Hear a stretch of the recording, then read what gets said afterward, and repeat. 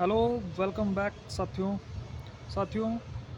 आज का ये वीडियो साइंस के एमसीक्यू क्वेश्चन पर आधारित है। दोस्तों, मैं ये तो नहीं कह सकता कि सारे क्वेश्चन इसमें से आएंगे, लेकिन ये है कि ये रिवीजन आपका हो जाएगा। जितने भी क्वेश्चन हैं इसमें ज़्यादा से ज़्यादा हम क्वेश्चन को इसमें डिस्कस करेंगे। फटाफट क्वेश्चन आंसर को हम बोलते चलेंगे दोस्तों, ठीक है। फटाफट revision. BARC Bhabha atomic research centre. Clear दोस्तों, चलिए स्टार्ट करते हैं बिना टाइम वेस्ट किए। पहला क्वेश्चन हो जाएगा, मूल मात्रक जो मूल मात्रक होते हैं उनकी संख्या कितनी होती है। उनकी संख्या होती है दोस्तों 7। एक प्रकाश वर्ष कितने के बराबर होता है दोस्तों। 9.46 गुना 10 की घात 15 मीटर। एक पारसेक कितने के बराबर होता है दोस्तों। 3.26 प्रकाश वर्ष या 3.08 गुना 10 की घात 16 मीटर। CGS पद्धति में बल का मात्रक क्या होता है। अति महत्वपूर्ण क्वेश्चन है दोस्तों, दोनों ही क्वेश्चन बहुत ही ज़्यादा महत्वपूर्ण है। इसी प्रकार के इसमें क्वेश्चन लिए गए हैं। CGS पद्धति में बल का मात्रक कितना होता है, ये डाइन, ठीक है।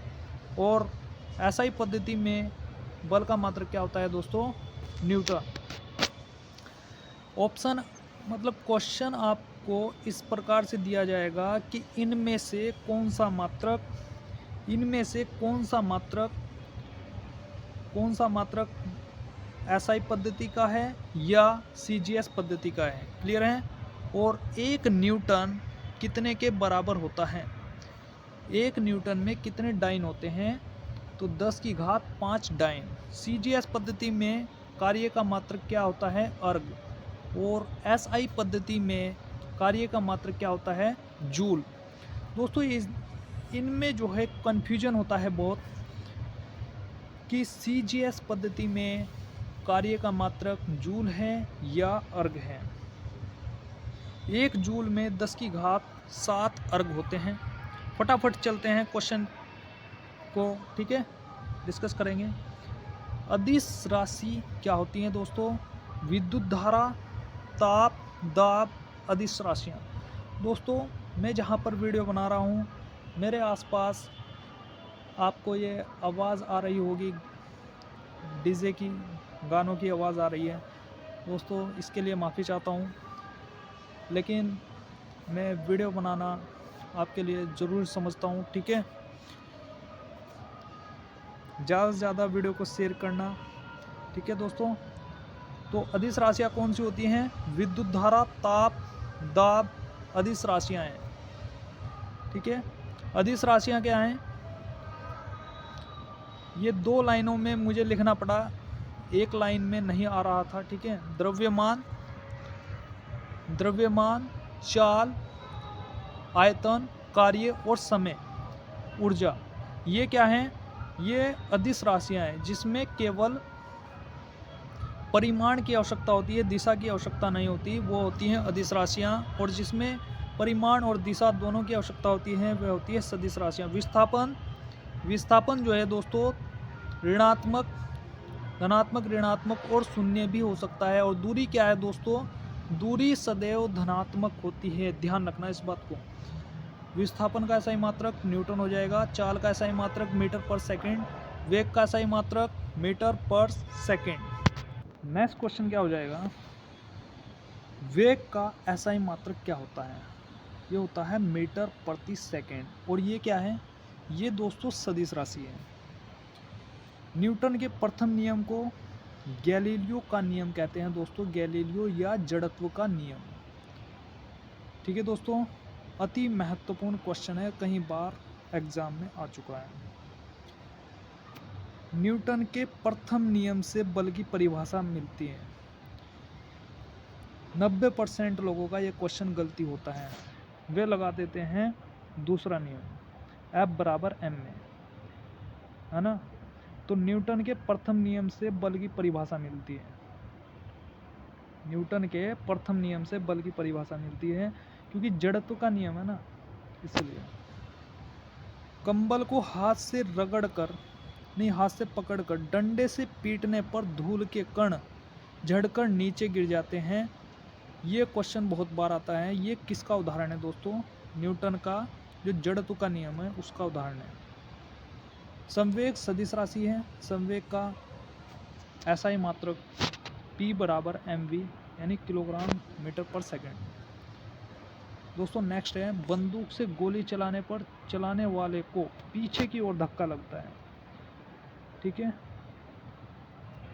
और नाव से किनारे पर कूदने पर नाव जो है, नाव को पीछे की ओर हट जाना, यह किस चीज़ का उदाहरण है? और रॉकेट को उड़ाना, यह न्यूटन के तीसरे नियम का उदाहरण है। आवेग बराबर क्या होता है दोस्तों?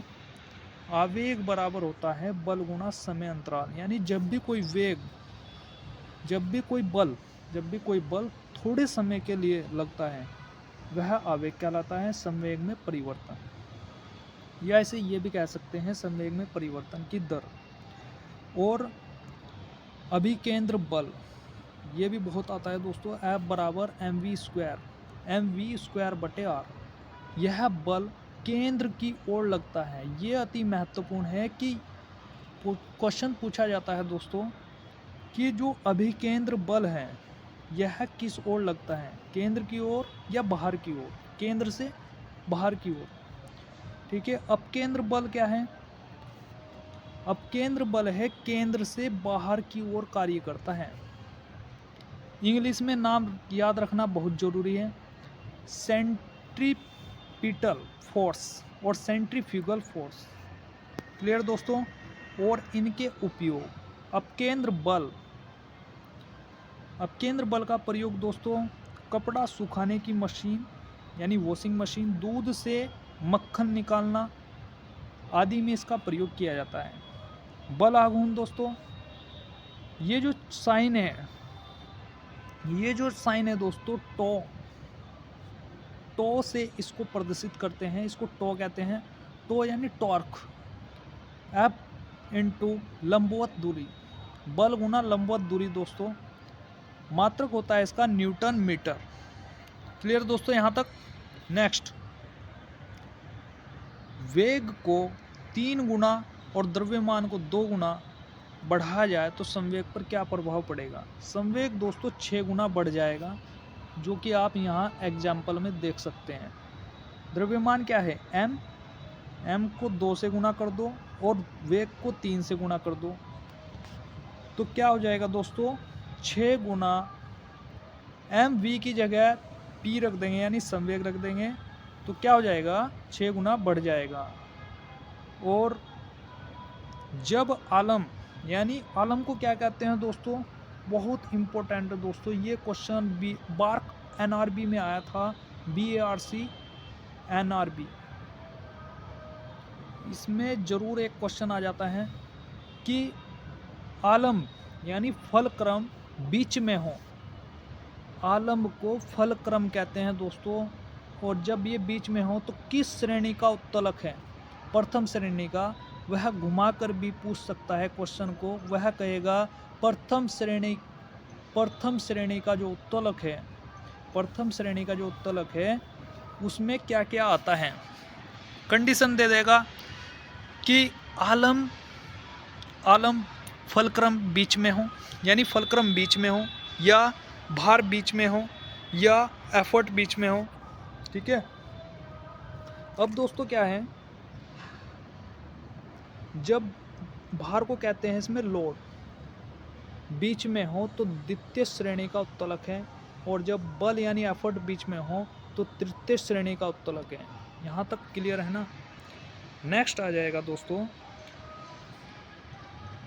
प्रथम श्रेणी जो उत्तलक है उसके उदाहरण क्या क्या हैं?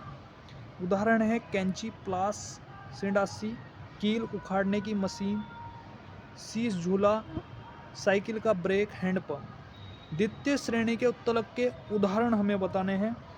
स्रोता, नींबू निचोड़ने की मशीन, एक पहिया, कूड़ा को धोने की मशीन।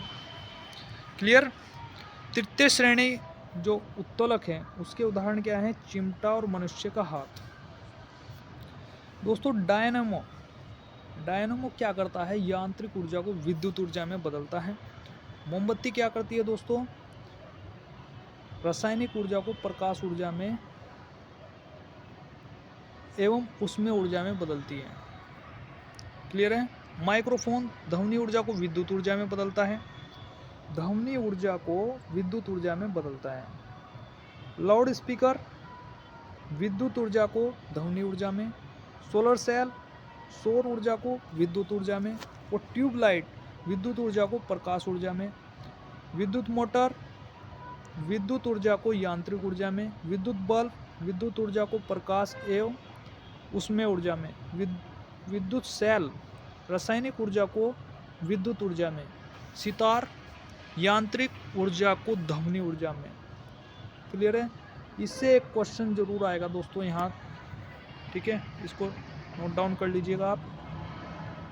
नेक्स्ट है, संवेग को 2 गुना करने पर गतिज ऊर्जा 4 गुना हो जाएगी। गतिज ऊर्जा कितनी हो जाएगी, 4 गुना हो जाएगी। संवेग को 2 गुना करने पर गतिज ऊर्जा 4 गुनी हो जाएगी। ठीक है। संवेग ऊर्जा और नहीं, संवेग और गतिज ऊर्जा, इसके बीच में संबंध क्या है, इसके बीच में संबंध होता है दोस्तों p²/2m, k बराबर p²/2m। अब उसने कहा कि संवेग को 2 गुना कर रहे हैं हम, तो यहाँ पर p की जगह 2p करेंगे तो क्या हो जाएगा दोस्तों, 4p² हो जाएगा। क्या, 4p²। इससे ही वह सूत्र निकलेगा दोस्तों, इससे ही ये पता चलेगा कि गतिज ऊर्जा 4 गुनी हो गई। क्लियर है यहाँ तक। p²/2m के जिसका द्रव्यमान उसकी गतिज ऊर्जा कम होगी, जिसका द्रव्यमान ज़्यादा होगा उसकी गतिज ऊर्जा कम होगी। क्यों कह रहे हैं हम, देखिए दोस्तों, ये भी बताता हूँ मैं आपको। p²/2m बराबर k, अगर नीचे मान ज़्यादा होगा तो वैल्यू क्या आएगी दोस्तों, कम आएगी। मान अगर कम होगा तो वैल्यू ज़्यादा आएगी। बस ये सिद्धांत याद रखिए। अगर वेग को 4 गुना करें तो गतिज ऊर्जा 16 गुना हो जाएगी। वेग को 1/4 गुना करें तो गतिज ऊर्जा 1/16 गुना हो जाएगी। 1 किलोवाट 1000 वाट, 1 मेगावाट 10⁶ वाट।